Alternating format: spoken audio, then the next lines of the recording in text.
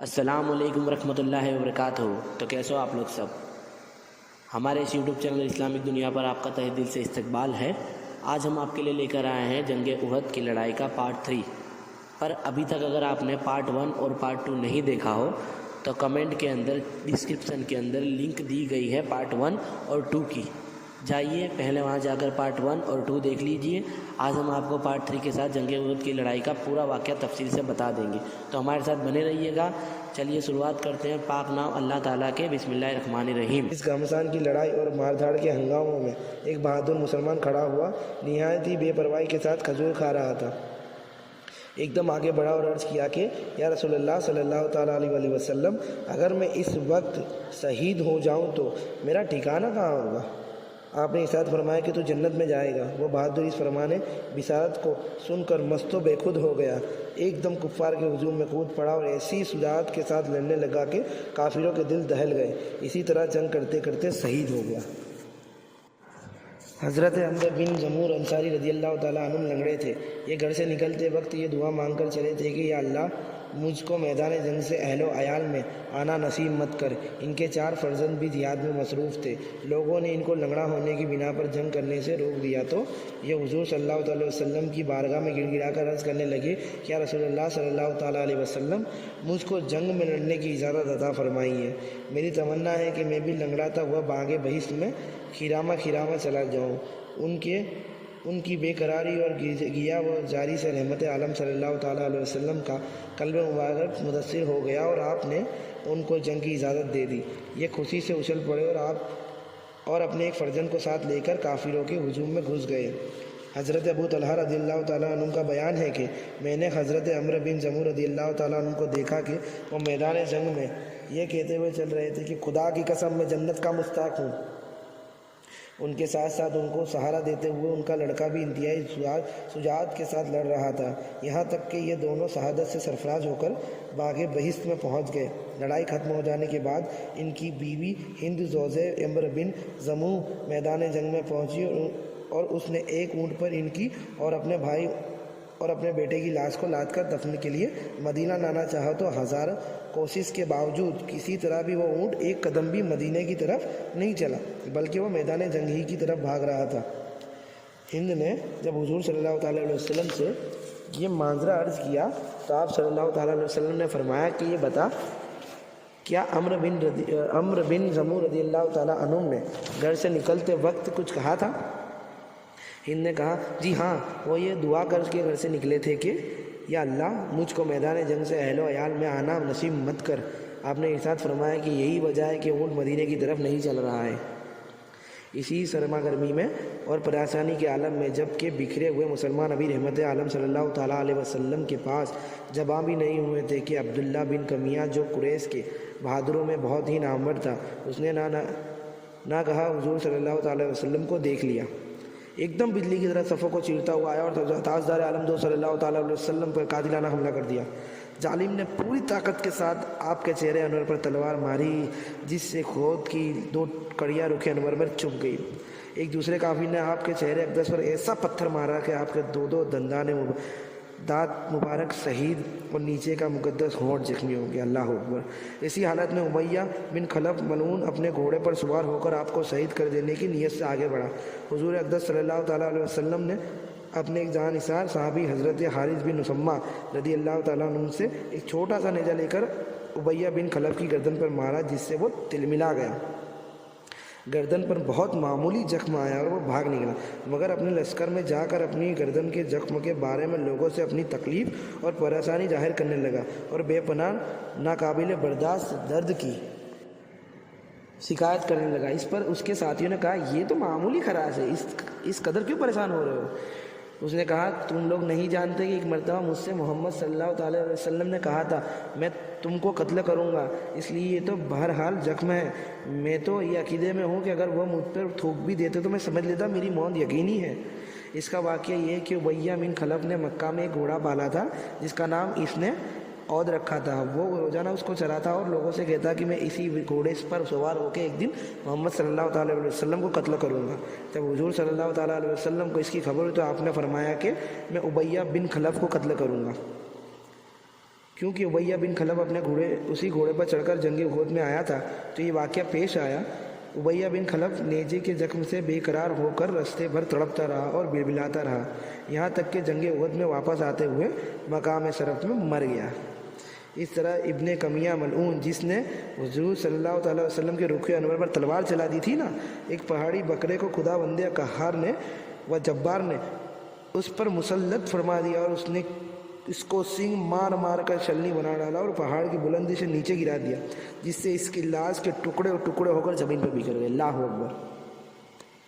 جب حضور اکرم صلی اللہ تعالیٰ علیہ وسلم زخمی ہو گئے تو چاروں طرف سے کفار نے آپ پر تیر و تلوار کا وار شروع کر دیا اور کفار کا بے پناہ ہجوم آپ کے ہر طرف سے حملہ کرنے لگا، جس سے آپ کفاروں کے نرگے میں محصور ہونے لگے۔ یہ منظر دیکھ کر جانثار صحابہ رضی اللہ تعالیٰ عنہ کا جوش جانثاری سے خول کھولنے لگا اور وہ اپنا سر ہتھیلی پر رکھ کر آپ کو بچانے کے لیے اس جنگ کی آگ میں کود پڑے اور آپ کے گرد ایک حلقہ بنا لیا۔ حضرت ابو دجانہ رضی اللہ تعالیٰ عنہ جھک کر آپ کے لیے ڈھال بن گئے اور چاروں طرف سے جو تلواریں برس رہی تھیں ان کو اپنی پشت پر لیتے رہے اور آپ تک کسی تلوار یا نیزے کی مار کو پہنچنے ہی نہیں دیتے تھے۔ حضرت طلحہ رضی اللہ تعالیٰ عنہ کی جانثاری کا یہ عالم تھا کہ وہ کفار قریش کی تلواروں کے وار کو اپنے ہاتھ پر روکتے تھے، یہاں تک کہ ان کا ایک ہاتھ کٹ کر سل ہو گیا اور ان کے بدن پر 35 یا 39 زخم لگے۔ غرض جانثار صحابہ رضی اللہ تعالیٰ عنہم نے حضور صلی اللہ تعالیٰ علیہ وسلم کی حفاظت میں اپنی جانوں کی پرواہ نہیں کی اور ایسی بہادری اور جانبازی سے جنگ کرتے رہے کہ تاریخ عالم میں اس کی مثال نہیں مل سکتی۔ حضرت ابو طلحہ رضی اللہ تعالیٰ عنہ نشانہ بازی میں مشہور تھے، انہوں نے اس موقع پر اس قدر تیر برسائے کہ کئی کمانیں ٹوٹ گئی۔ اللہ اکبر۔ انہوں نے حضور صلی اللہ تعالیٰ وسلم کو اپنی پیٹھ کے پیچھے بٹھا لیا تھا تاکہ دشمنوں کے تیر یا تلوار کا کوئی بار آپ پر نہ آ سکے۔ کبھی کبھی آپ دشمنوں کی فوج کو دیکھنے کے لیے گردن اٹھاتے تو حضرت طلحہ رضی اللہ تعالیٰ عنہ عرض کرتے کہ یا رسول اللہ صلی اللہ تعالیٰ علیہ وسلم، میرے ماں باپ آپ پر قربان، آپ گردن نہ اٹھائیں، کہیں ایسا نہ ہو کہ دشمنوں کا کوئی تیر آپ کو لگ جائے۔ یا رسول اللہ صلی اللہ تعالیٰ علیہ وسلم، ماں میری پیٹھ کے پیچھے ہی رہیں، میرا سینہ آپ کے لیے ڈھال بنا ہوا ہے۔ حضرت قتادہ بن نعمان انصاری رضی اللہ تعالیٰ عنہ حضور صلی اللہ تعالیٰ علیہ وسلم کے چہرے انور کو بچانے کے لیے اپنا چہرہ دشمنوں کے سامنے کیے ہوئے تھے۔ ناگہاں کافروں کا ایک تیر ان کی آنکھوں میں لگا اور آنکھ بہہ کر ان کے رخسار پر آ گئی۔ اللہ اکبر۔ حضور صلی اللہ تعالیٰ علیہ وسلم نے اپنے دست مبارک سے ان کی آنکھ کو اٹھا کر آنکھ میں ہلکے میں رکھ دیا اور یوں دعا فرمائی کہ اللہ قتادہ کی آنکھ بچا لے جس نے تیرے رسول کے چہرے کو بچایا ہے۔ مشہور ہے کہ ان کی وہ آنکھ دوسری آنکھ سے زیادہ روشن اور خوبصورت ہو گئی۔ اللہ اکبر۔ حضرت سعد بن ابی وقاص رضی اللہ تعالیٰ عنہ بھی تیر اندازی میں انتہائی باکمال تھے، یہ بھی حضور صلی اللہ تعالیٰ علیہ وسلم کی مدافعت میں جلدی جلدی تیر چلا رہے تھے اور حضور انور صلی اللہ تعالیٰ علیہ وسلم خود اپنے دست مبارک سے تیر اٹھا کر ان کو دیتے تھے اور فرماتے تھے کہ اے سعد، تیر برساتے جاؤ، تم پر میرے باپ قربان۔ ظالم کفار انتہائی بے دردی کے ساتھ حضور انور صلی اللہ تعالیٰ علیہ وسلم پر تیر برسا رہے تھے، مگر اس وقت بھی زبان مبارک پر یہی دعا تھی کہ یعنی اے اللہ میری قوم کو بخش دے، وہ مجھے نہیں جانتے ہیں۔ اللہ اکبر۔ حضور اقدس صلی اللہ تعالیٰ علیہ وسلم کے دندان مبارک کے صدمے اور چہرے انور کو زخمے سے نڈال ہو رہے تھے۔ اس حالت میں آپ ان گڑھوں میں سے ایک گڈھے میں گر پڑے جو ابو عامر فاسق نے جا بجا گود کر ان کو چھپا دیا تھا تاکہ مسلمان لا علمی میں ان گڈھوں کے اندر گر پڑے۔ حضرت علی رضی اللہ تعالیٰ عنہ نے آپ کے دست مبارک پکڑا اور حضرت طلحہ بن عبید اللہ رضی اللہ تعالیٰ عنہ نے آپ کو اٹھایا۔ حضرت ابو عبیدہ بن الجراح رضی اللہ تعالیٰ عنہ نے خود لوہے کی ٹوپی کی کڑی کا ایک حلقہ جو چہرے انور میں چبھ گیا تھا اپنے دانتوں سے پکڑ کر اس زور سے کھینچ کر نکالا کہ ان کا ایک دانت ٹوٹ کر زمین پر گر پڑا۔ پھر دوسرا حلقہ جو دانتوں سے پکڑ کر کھینچا تو دوسرا دانت بھی ٹوٹ پڑا۔ چہرہ انور میں سے جو خون بہا اس کو حضرت ابو سعید خدری رضی اللہ تعالیٰ عنہ کے والد حضرت مالک بن سنان رضی اللہ تعالیٰ عنہ نے جوش عقیدت سے چوس کر پی لیا اور ایک قطرہ بھی زمین پر گرنے نہیں دیا۔ اللہ اکبر۔ حضور صلی اللہ تعالیٰ علیہ وسلم نے فرمایا کہ اے مالک بن سنان، یہ تو نے میرا خون پی ڈالا؟ عرض کیا کہ جی ہاں رسول اللہ صلی اللہ تعالیٰ علیہ وسلم۔ ارشاد فرمایا کہ جس نے میرا خون پی لیا جہنم کی کیا مجال اس کو چھو سکے۔ اللہ اکبر۔ اس حالت میں رسول اللہ صلی اللہ تعالیٰ علیہ وسلم اپنے جانثاروں کے ساتھ پہاڑ کی بلندی پر چڑھ گئے جہاں کفار کے لیے پہنچنا دشوار تھا۔ ابو سفیان نے دیکھ لیا اور فوج لے کر وہ بھی پہاڑ پر چڑھنے لگا، لیکن حضرت عمر رضی اللہ تعالیٰ عنہم اور دوسرے جانثار صحابہ رضی اللہ تعالیٰ عنہم نے کافروں پر اس جوڑ سے پتھر برسائے کہ ابو سفیان اس کی تاب نہ لا سکا اور پہاڑ سے اتر گیا۔ حضور اقدس صلی اللہ تعالیٰ علیہ وسلم اپنے چند صحابہ کے ساتھ پہاڑ کی ایک گھاٹی میں تشریف فرما تھے اور چہرے انور سے خون بہ رہا تھا۔ حضرت علی رضی اللہ تعالیٰ عنہ نے اپنی ڈھال میں پانی بھر بھر کر لا رہے تھے اور حضرت فاطمہ زہرا رضی اللہ تعالیٰ عنہ اپنے ہاتھوں سے خون دھو رہی تھی، مگر خون بند نہیں ہوتا تھا۔ بالآخری کھجور کی چٹائی کا ایک ٹکڑا جلایا، اس کی راکھ زخم پر رکھ دی تو خون فوراً ہی تھم گیا۔ ابو سفیان جنگ کے میدان سے واپس جانے لگا تو ایک پہاڑی پر چڑھ گیا اور زور زور سے پکارا کہ کیا یہاں محمد صلی اللہ تعالیٰ علیہ وسلم ہیں؟ حضور صلی اللہ تعالیٰ علیہ وسلم نے فرمایا کہ تم لوگ اس کا جواب نہ دو۔ پھر اس نے پکارا کہ کیا تم میں ابو بکر ہے؟ حضور صلی اللہ تعالیٰ علیہ وسلم نے فرمایا کوئی کچھ جواب دے۔ پھر اس نے پکارا کہ کیا تم میں عمر ہے؟ جب اس کا بھی کوئی جواب نہیں ملا تو ابو سفیان گھمنڈ سے کہنے لگا کہ یہ سب مارے گئے، کیونکہ اگر زندہ ہوتے تو ضرور میرا جواب دیتے۔ یہ سن کر حضرت عمر رضی اللہ تعالیٰ عنہ سے ضبط نہ ہو سکا اور آپ رضی اللہ تعالیٰ عنہ نے چیخ کر کہا کہ دشمن خدا تو جھوٹا ہے، ہم سب زندہ ہیں۔ ابو سفیان نے اپنی فتح کے گھمنڈ میں یہ نعرہ مارا کہ اے حبل تو سر بلند ہو جا، اے حبل تو سر بلند ہو جا۔ حضور صلی اللہ تعالیٰ علیہ وسلم نے صحابہ سے فرمایا کہ تم لوگوں بھی اس کے جواب میں نعرہ لگاؤ۔ لوگوں نے پوچھا کہ ہم کیا کہیں؟ ارشاد فرمایا کہ تم نعرہ لگاؤ کہ مارو کہ اللہ سب سے بڑھ کر بلند مرتبہ اور بڑا ہے۔ ابو سفیان نے کہا کہ ہمارے لیے عزا بت ہے، تمہارے لیے کوئی عزا نہیں۔ حضور صلی اللہ تعالیٰ علیہ وسلم نے فرمایا تم لوگ اس کے جواب میں کہو کہ یعنی اللہ ہمارا مددگار ہے اور تمہارا کوئی مددگار نہیں۔ ابو سفیان نے بآواز بلند بڑے فخر کے ساتھ یہ اعلان کیا کہ آج کا دن بدر کے دن کا بدلہ اور جواب ہے۔ لڑائی میں کبھی فتح کبھی شکست ہوتی ہے۔ اے مسلمانوں، ہماری فوج نے تمہارے مقتولوں کے کان ناک کاٹ کر ان کی صورتیں بگاڑ دی ہیں، مگر میں نے تو اس کا حکم دیا تھا، نہ مجھے اس پر کوئی رنج و افسوس ہے۔ یہ کہہ کر ابو سفیان میدان سے ہٹ گیا اور چل دیا۔ یہاں یہ جنگ ختم ہوتی ہے۔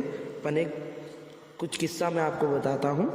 کفار قریش کی عورتوں نے جنگ بدر کا بدلہ لینے کے لیے جوشوں میں جو شہداء کرام رضی اللہ تعالیٰ عنہم کی لاشوں پر جا کر ان کے کان ناک وغیرہ کاٹ کر صورتیں بگاڑ دی، اور ابو سفیان کی بیوی ہند نے تو اس بے دردی کے ساتھ محاجرہ کیا کہ ان کا اعضا و ہار بنا کر اپنے گلے میں ڈالا۔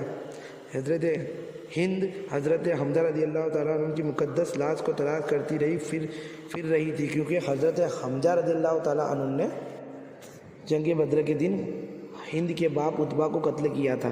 جب اس بے درد نے حضرت حمزہ رضی اللہ تعالیٰ عنہ کی لاش کو پا لیا تو خنجر سے ان کا پیٹ پھاڑ کر کلیجہ نکالا اور اس کو چبا گئی، لیکن حلق سے نہ اتر سکا، اس لیے اگل دیا۔